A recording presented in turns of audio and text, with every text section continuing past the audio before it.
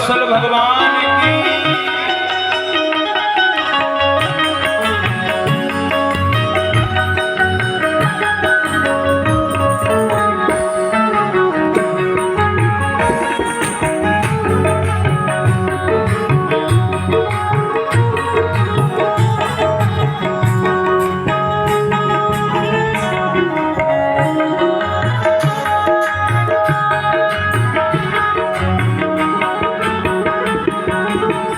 कंचन थार सजाओ सब मिले, कंचन थार सजाओ सब मिले, कंचन थार सजाओ सब मिले, कंचन थार सजाओ सब मिले। मंगल दीप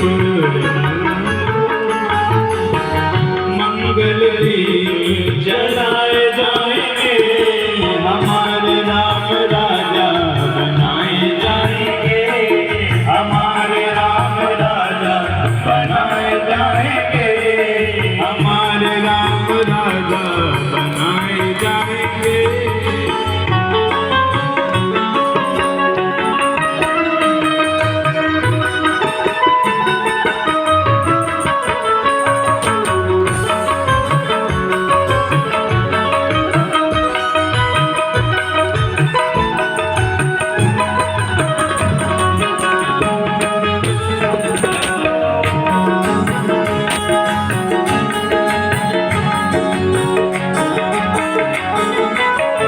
अबीर गुलाल की कीच मचाओ, अबीर गुलाल की कीच मचाओ, अबीर गुलाल की कीच मचाओ, अबीर गुलाल की कीच मचाओ।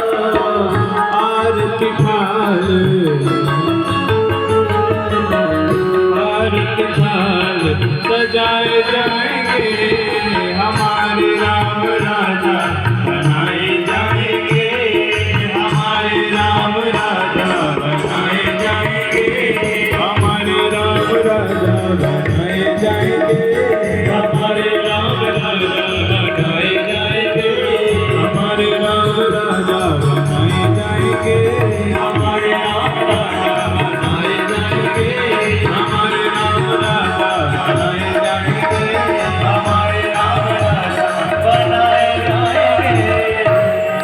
बोलिए श्याम रामचंद्र भगवान जय हो। सब अवधवासी आनंद मना रहे हैं।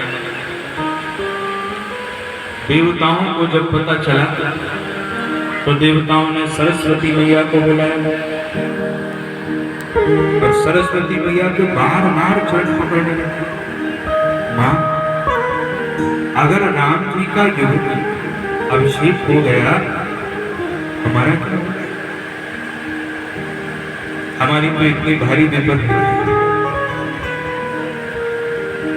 विपत्ति हमारी बिलो की बड़ी मात करिए सोई आज।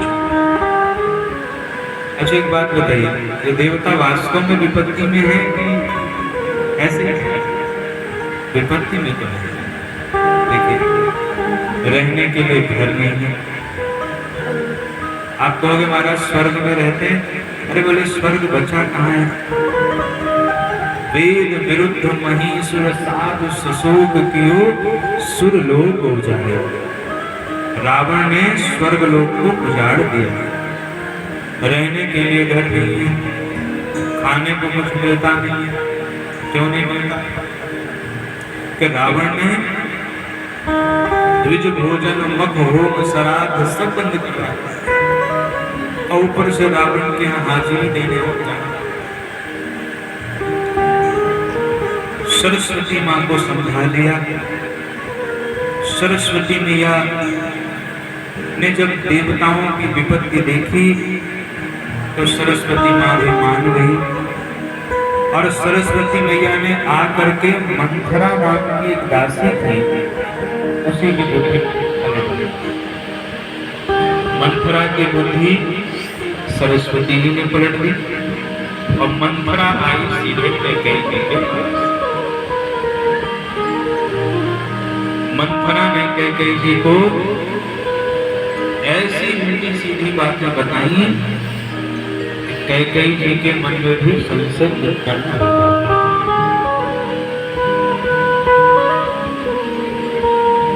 मंथरा कैकेयी जी के सामने खड़ी है, कुछ बोल नहीं रही है, जोर जोर से सांस चुप से। तो कैकेयी जी को हंसी आई। कैकेयी जी ने कहा, क्यों लक्ष्मण ने फिर पिटाई करी? लक्ष्मण जी खूब कूदते थे, क्योंकि इसका स्वभाव पहले से ही ऐसा था। ये केवल भेड़ा में का काम करती थी, वहां का यहाँ, यहाँ का वहां, इधर उधर बातें करती थी। लक्ष्मण जी पीटते थे। कैकेयी लिया मुस्कुराई तो फिर लक्ष्मण से पीट के आई। कैकेयी माँ कहती, मुझे लगता है तुझे लक्ष्मण ने पीटा है, शिक्षा दी, फिर भी नहीं बोल रही। अब कैकेयी जी भर गई, अभी भी नहीं बोल रही है, इसका मतलब कहीं कोई और बड़ी समस्या है। कैकेयी जी भयभीत होकर के कहते हैं, अरे तू कहती क्यों नहीं, मेरे राम कुशल से है कि? कैकेयी माँ ने पहली कुशलता भगवान राम की पूछी। मंथरा के नगर कोई अगर और महिला होती तो हार मान जाती, तो मैं इनको राम के खिलाफ भड़काने आई और ये भगवान राम की ही कुशलता पूछ रही है, अभी इनको क्या भड़काया जा सकता है? लेकिन मंथरा ने हार नहीं मानी। तो कहती है, महारानी हमें कोई क्यों शिक्षा नहीं, हमें किसका बल पाकर के बोलूंगी? आज तो सब अनुकूलता कौशल्या के दिखाई दे रही है, क्योंकि कल ही राम का युवराज पद पर अभिषेक होने वाला है। जब कैकेयी माँ ने सुना तो सुनते ही कैकेयी मैया परम प्रसन्न हो गई कि मंथरा, अगर तेरी बात सत्य है तो आज तू जो मांगना चाहे मांग ले, मैं तुझे सब प्रदान कर दूंगी। राम का युवराज पद पर अभिषेक हो रहा है, इससे ज्यादा खुशी की बात मेरे लिए कुछ और नहीं हो सकती। पर तू ये बता कि सुख के अवसर पर भी तुझे ये दुख क्यों हो रहा है? तब मंथरा ने अपनी कुटिलता ऐसी फैलाई, अरे महारानी, आप तो केवल सोना जानती हैं, आपसे दुनियादारी से तो कुछ मतलब है नहीं। अरे ये सब कौशल्या जी की चाल है। कौशल्या जी ने देखा कि भरत ननिहाल गया है, इसीलिए मौका पाकर वो अपने बेटे का राज तिलक करवा रही है। अब महाराज जो हैं ये मुंह के बड़े मीठे हैं पर मन के मलिन हैं, और आप सीधी साधी, आप महाराज की बातों को समझ नहीं पाती हो। अरे 15 दिन से उत्सव मन रहा है, आज तक किसी ने बताया आपको? राम राम, ये मंथरा कितना झूठ बोल रही है भाई।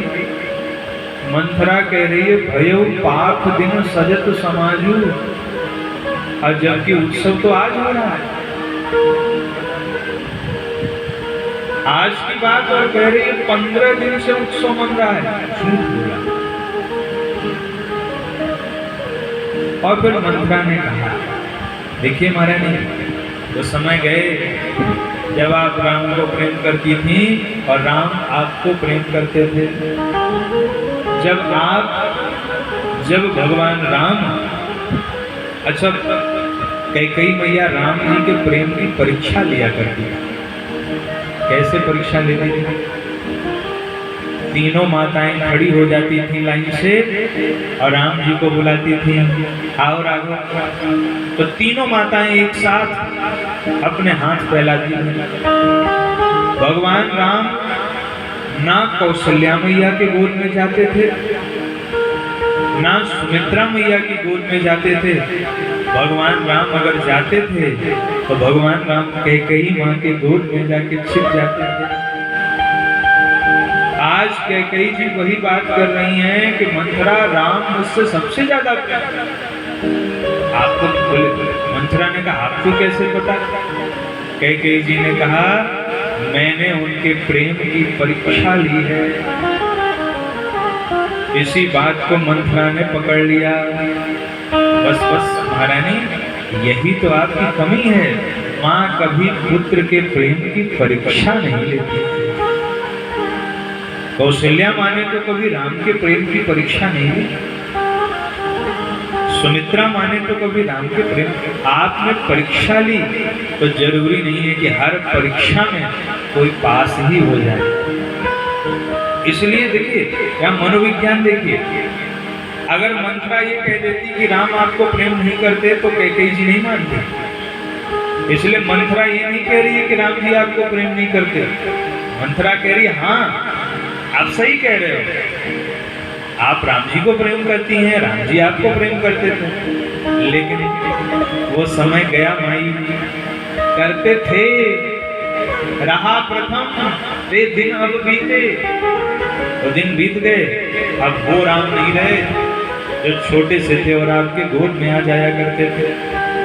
अरे जो सूर्य कमल का पोषण करता है पानी के अभाव में, वही सूर्य कमल को जला देता।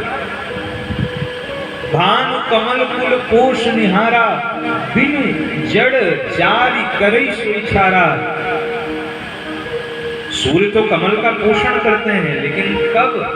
जब जड़ हो तब। और जड़ तुम्हारे जड़ सबकी उखाड़ी। कौशल्या तुम्हारी जड़ उखाड़ना चाहती है। इसलिए अगर आज तुम अपने अस्तित्व की रक्षा चाहती हो तो मैं जो कह रही हूँ वो करो। अगर मेरे कहे में नहीं आओगी तो एक ही कार्य होगा तुम्हारे साथ। क्या? बोले भरत जी तो रहेंगे बंदी गृह में और तुम्हें सौत की सेवा करनी पड़ेगी। एक स्त्री सब सह सकती है, लेकिन वो सौत की सेवा करना नहीं सह सकती।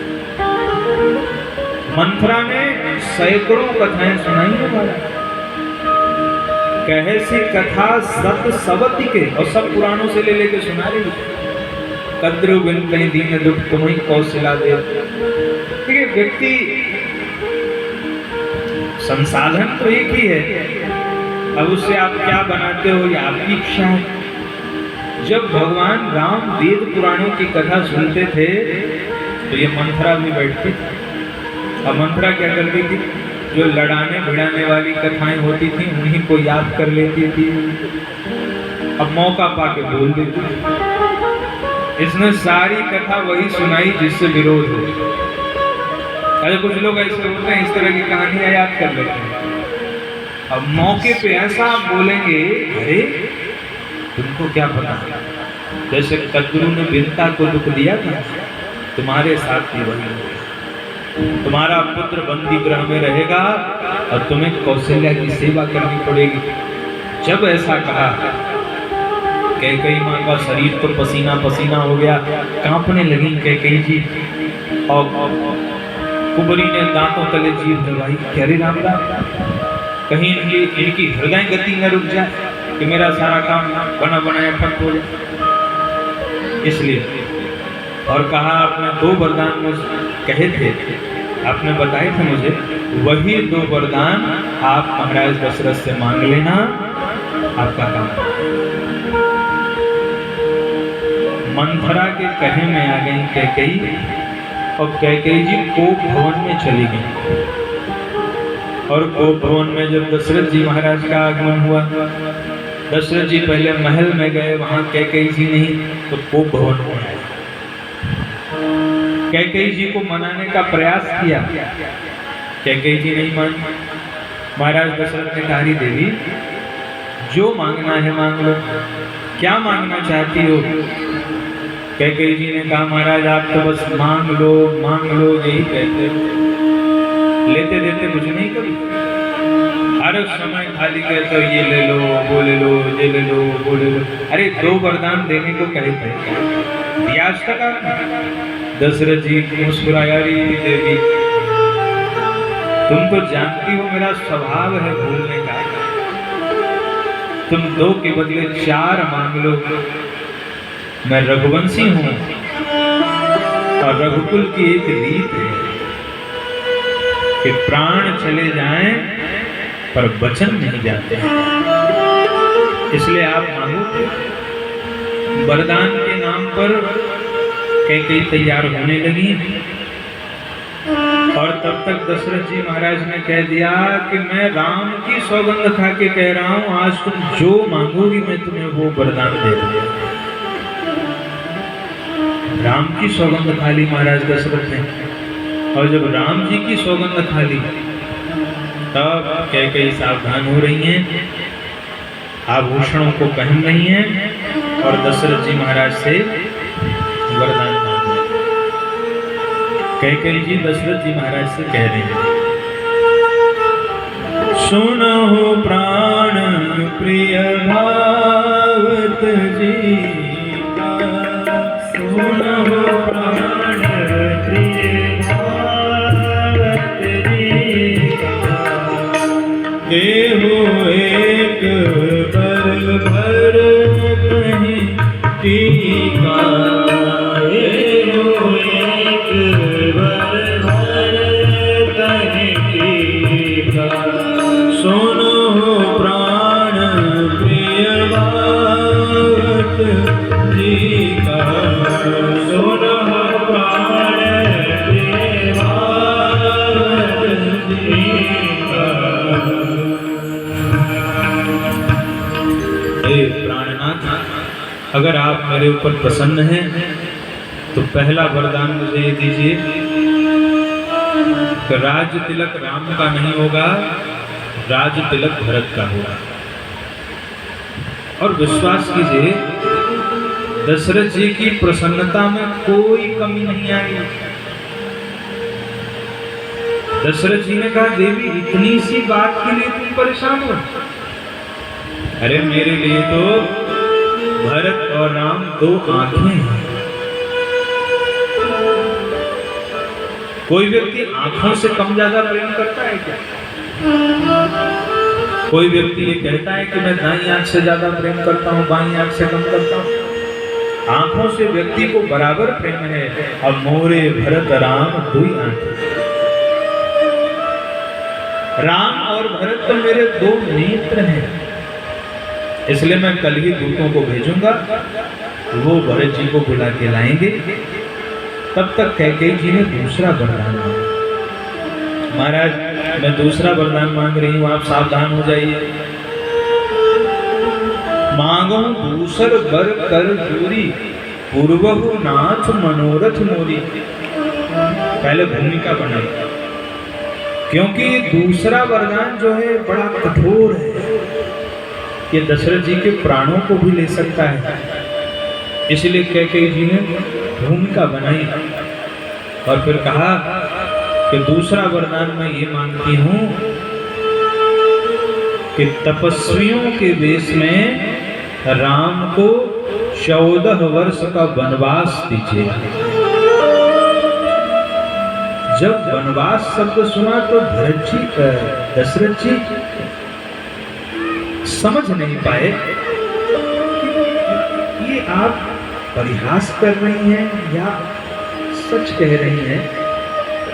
थोड़ी देर तो दशरथ जी अवाक थे, ये क्या है? कुछ देर के बाद दशरथ जी जब कैकेयी जी की मुखाकृति से समझ रहे हैं ये तो सच कह रहे हैं, ये परिहास नहीं। और तब दशरथ जी ने कैकेयी जी से कहा, अरे देवी तुम्हारा पहला वरदान तो मैं अवश्य पूर्ण कर दूंगा, पर तुमने राम जैसे पुत्र के लिए वनवास क्यों मांगा?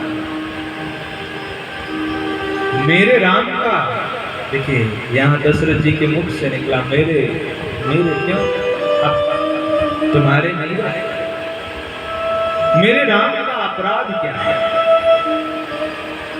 क्योंकि अगर मैं राम को वनवास दूंगा तो मैं अपने हृदय को क्या कह के समझाऊंगा कि मैंने राम को वनवास क्यों दिया? इसलिए मुझे आप मेरे राम का अपराध बताइए। तो देवी, मैंने तो सुना है कि शत्रु भी राम की प्रशंसा करते हैं। मैंने तो सुना है बैरी राम बड़ाई करेंगे, और शत्रु होकर के जो राम शत्रु के अनुकूल रहते हैं, वो राम अपनी माँ के प्रतिकूल कैसे कोई आचरण कर सकते हैं। इसलिए मेरे प्रभु का स्वभाव तो शत्रु के भी अनुकूल है। जब भगवान राम और रावण का युद्ध हो रहा था, अंतिम युद्ध, राम जी के बाण से रावण के शरीर में घाव हो गए हैं। रावण भी महाबलशाली, रावण के बाण से भगवान राम के शरीर में भी घाव हो गए हैं। राम जी के उस घाव पर लक्ष्मण जी मरहम लगा रहे हैं, और रावण के घाव पर उधर मंदोदरी ने देखा कि संसार को रुलाने वाला रावण आज रो रहा है। रावण के आंख से अश्रुधारा बह रही है। मंदोदरी को लगा कि हो सकता है घाव के कारण रो रहे होंगे। मंदोदरी ने कहा, स्वामी कष्ट ज्यादा हो रहा है आपको। रावण ने कहा, मंदोदरी, ये चोट तो वीरों की शोभा है, तो फिर आप रो क्यों रहे हैं। और तब रावण ने वो बात कही मंदोदरी को कि देवी, सच कहूं तो मैं आज राम का स्वभाव देख करके रो रहा हूं। कैसा स्वभाव है। मेरा युद्ध जब उनसे होता है, उनके बाण से मेरा रथ खंड खंड हो जाता है, सारथी समाप्त हो जाता है, अस्त्र शस्त्र टूट के बिखर जाते हैं, धनुष खंड खंड हो जाता है। जब मैं निहत्था हो जाता हूँ तो वो राम मेरे ऊपर बाण नहीं चलाते। अब वो राम मुझसे कहते हैं, हे दशानन, अब तुम घर लौट करके जाओ, कल तैयार होकर के आना, क्योंकि रघुवंशी कभी किसी निहत्थे के ऊपर बाण नहीं चला। रावण के आंख में अश्रु आ गए, और रावण ने कहा, मंदोदरी, मैं भगवान शिव से प्रार्थना करूंगा कि जब जब मेरा जन्म हो और जब जब मुझे शत्रु मिले, तो भगवान राम ही मेरे शत्रु बन करके आए।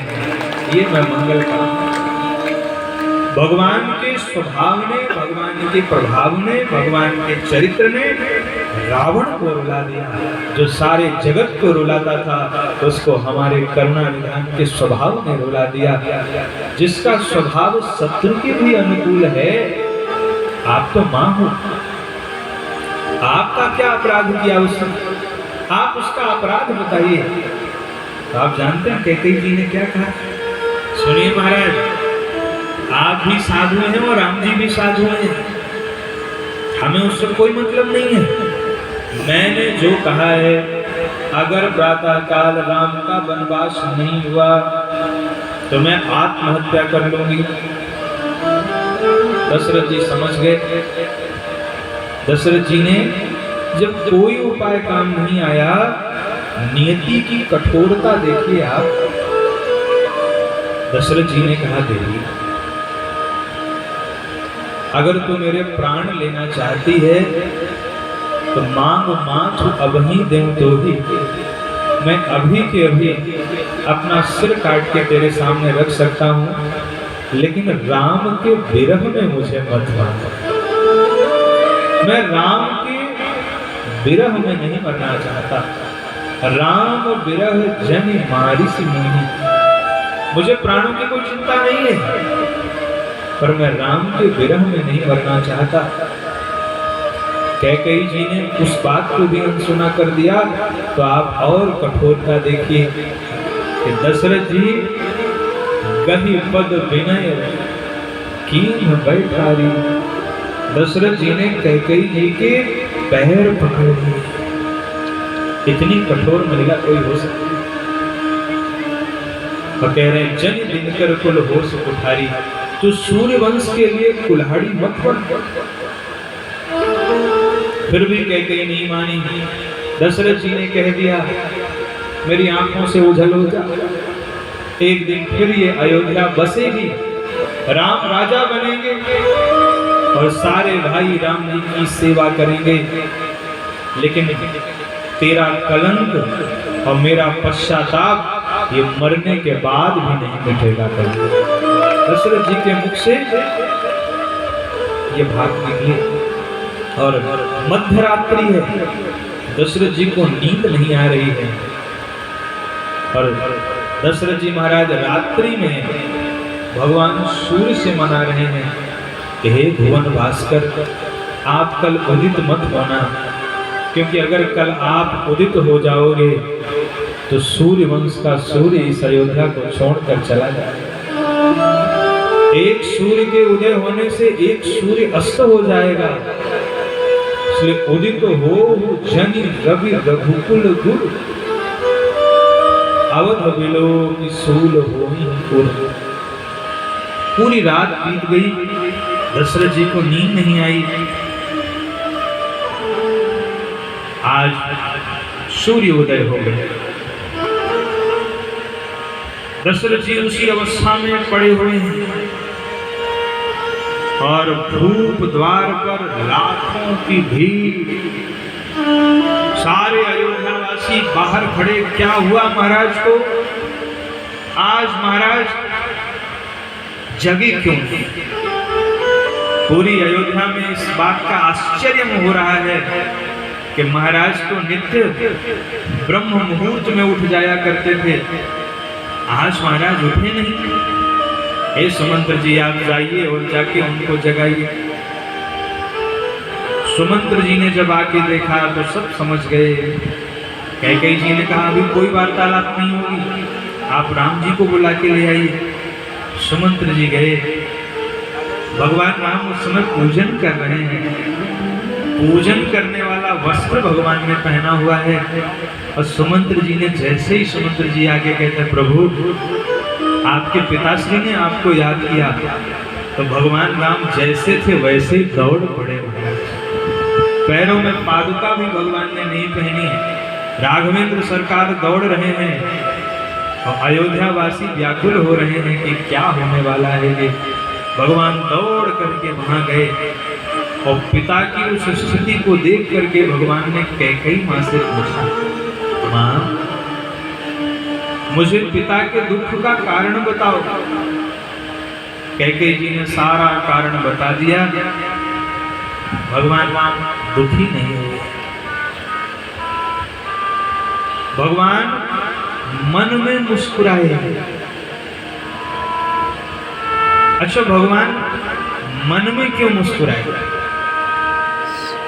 मन मुस्काए भानु कुल भानु, राम सहज आनंद निधानु। भगवान राम मन में क्यों मुस्कुराए? मन में इसलिए मुस्कुराए, वैसे भगवान को हर्ष शोक कुछ नहीं है, लेकिन अगर बाहर से मुस्कुराते तो माँ को बुरा लग सकता है। मेरी माँ कैकेयी को बुरा न लगे, इसलिए मन में मुस्काए और बोले, माँ हे जननी, इस प्रसंग में भगवान राम ने कैकेयी जी को 3 बार जननी कह के संबोधित किया। जननी कौन है? जो जन्म देने वाली होती है उसको जननी कहते हैं। भगवान राम कह रहे हैं कैकेयी जी से कि माँ, वैसे मुझे जन्म तो कौशल्या माँ ने दिया, पर सच्चे अर्थों में मेरी जननी तुम ही हो। क्यों? जननी वो होती है जो बालक के मन के भावों को जान जाए। अगर बच्चा रो रहा है और 2 स्त्रियों ने उसको उठा रखा है और बच्चा रो रहा है, तो जो उसकी जननी होगी, जिसने जन्म दिया होगा, वो जान जाएगी कि मेरा बेटा क्यों रो रहा है। भगवान राम कह रहे हैं, माँ मुझे जन्म तो कौशल्या माँ ने दिया, लेकिन सच्चे अर्थों में मेरे मन के भावों को तूने समझा है, इसलिए जननी कहलाने की अधिकारिणी तू है। भगवान श्री राम कह रहे हैं, सुन जननी सोई सुत बड़ भागी, सोई जननी सोई सुत बड़ भागी, जो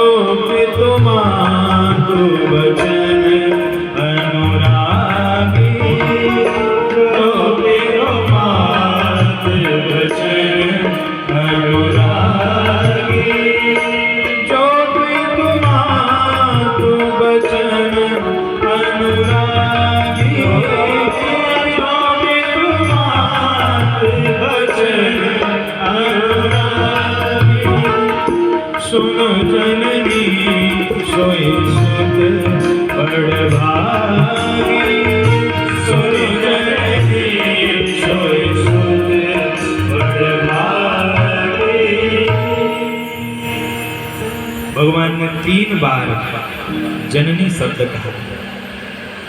कैकेयी जी ने कहा, राम अगर आप मैंने जो 2 वरदान मांगे हैं अगर आप उसको मान लोगे तो इनके बचनों की रक्षा हो जाएगी। भगवान ने तुरंत पिताजी को प्रणाम किया और कहा, तात अरे इसमें सोचने की क्या बात है।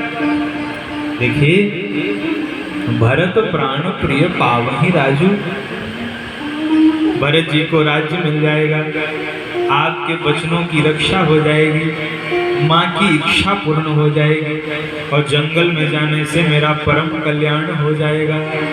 इसलिए आज तो विधाता सब प्रकार से मेरे अनुकूल हो गए हैं। मुझे आज्ञा दीजिए, मैं अपनी माँ कौशल्या से आज्ञा मान के आता हूँ। भगवान श्री राम वहाँ से कौशल्या अम्बा के पास में आए। कौशल्या मैया ने पहले तो रोका, लेकिन जब कारण का पता चला कि माँ और पिता दोनों कह रहे हैं वनवास के लिए, तो कौशल्या जी ने कह दिया, बेटा अगर माँ और पिता दोनों तुझे वन भेज रहे हैं तो वो वन तेरे लिए सैकड़ों अयोध्या के समान है। अगर माँ की आज्ञा है, अगर पिता की आज्ञा है तो मैं रोक रही हूँ। क्यों? क्योंकि पिता से 10 गुने बड़ी माँ होती है, इसलिए मैं रोक रही हूँ। लेकिन अगर तेरी माँ ने भी कहा है तब मैं तुझे नहीं रोक सकती, क्योंकि माँ से भी 10 गुने ज्यादा अधिकार सौतेली माँ का होता है। अब मैं तुझे नहीं रोकूंगी, इसलिए जाओ। उसी समय सीता माता आई हैं, भगवान के साथ जाने की इच्छा की है। भगवान ने समझाया है,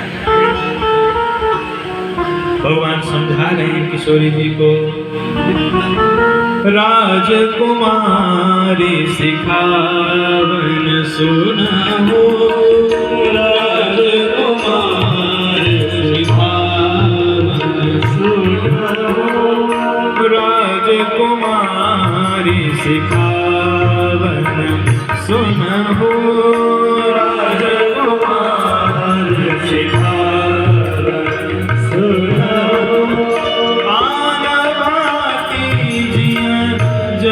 कछु न हो जनि कछु न हो, राजकुमारी सिखावन सुनाओ, राजकुमारी सिखावन। भगवान ने समझाया, हे राजकुमारी आप वन मत जाइए, कि वन आपके लिए उपयुक्त नहीं है।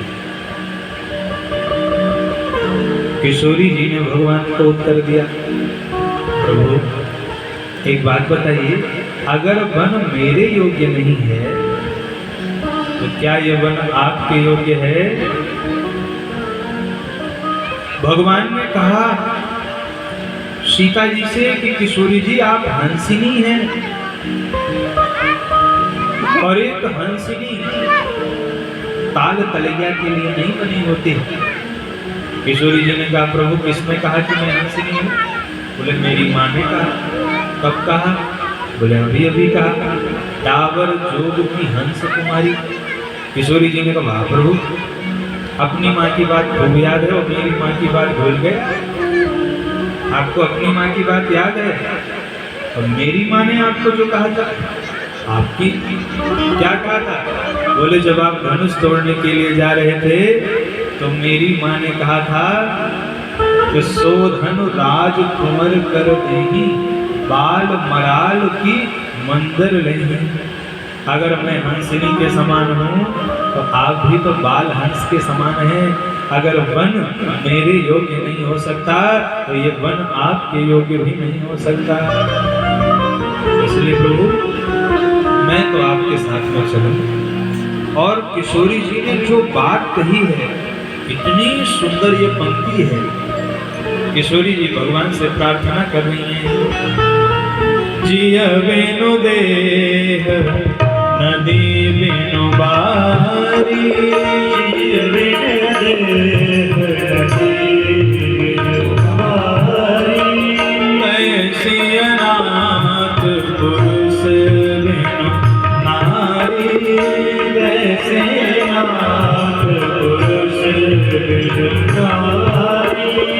जिया बिनु बेहरदी बिनु बारी,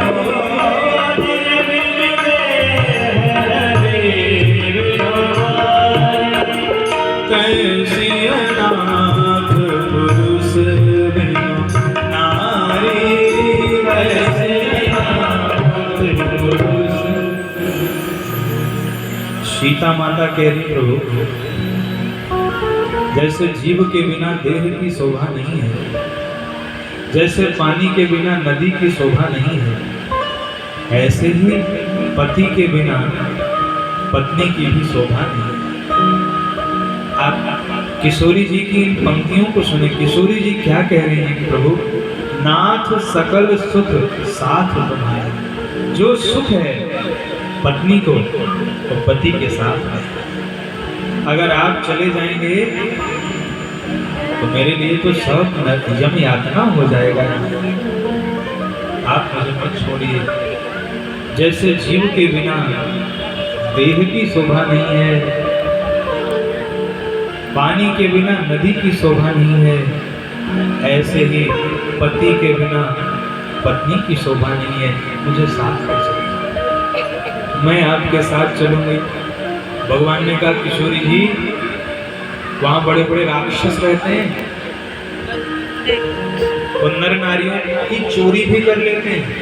संकेत किया भगवान ने। किशोरी जी ने कहा, प्रभु आपके उपस्थित रहते किसी की हिम्मत है जो मेरी ओर कुदृष्टि डाल सके? मुझे अपने साथ ले चलिए। भगवान ने देख लिया कि अगर इनको रख देंगे तो इनके प्राण बचेंगे नहीं, इसलिए भगवान ने किशोरी जी को अपने साथ में ले लिया। माँ कौशल्या को प्रणाम करके सीता रामचंद्र जी जब चले तो मार्ग में लक्ष्मण जी हाथ जोड़ के खड़े, बोले भैया मेरे तो सब एकमात्र आप ही हो। माता रामो मत पिता रामचंद्र, स्वामी रामो मत सखा रामचंद्र। आप ही मेरे सर्वस्व हो। गुरु पितु मातु न जानो काऊ, कहूँ स्वभाव नाथ पति आऊ, और मोरे सबई एक तुम स्वामी। इसलिए मुझे मत छोड़िए। भगवान ने लक्ष्मण जी को भी ले लिया। गए हैं भगवान, अपने पिताश्री को प्रणाम किया है। कैकेयी जी ने वल्कल वस्त्र दे दिए हैं। भगवान ने वल्कल वस्त्र धारण कर लिए हैं। लक्ष्मण जी ने भी वल्कल वस्त्रों को धारण किया है। सीता माता उसी तरह जैसे थी वैसी ही जा रही हैं। भगवान अपने पिता को प्रणाम कर रहे हैं, गुरुदेव को प्रणाम कर रहे हैं। गुरुदेव से कह करके भगवान ने अपनी प्रजा में 1 वर्ष का अन्न वितरण करवाया है। और इसके पश्चात हमारे राघवेंद्र सरकार वन के लिए प्रस्थान कर रहे हैं। भगवान बन जा रहे हैं। विधि ना तेरे लेख किसी को समझ